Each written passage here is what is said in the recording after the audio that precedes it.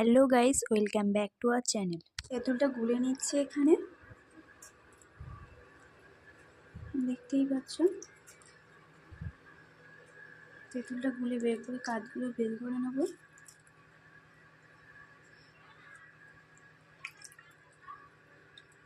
এই যে বেরিয়ে গেছে, আমি ফেলে দিচ্ছি।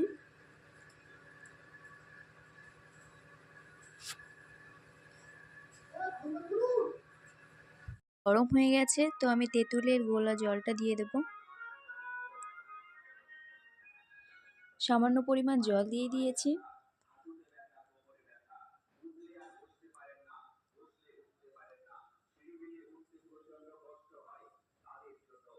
চামচের 3 চামচ মতো চিনি দিয়ে দেবো। আপনারা মিষ্টিটা আপনাদের খাট্টা মিঠা চাটনি যতটা তৈরি করবেন সেই পরিমাপে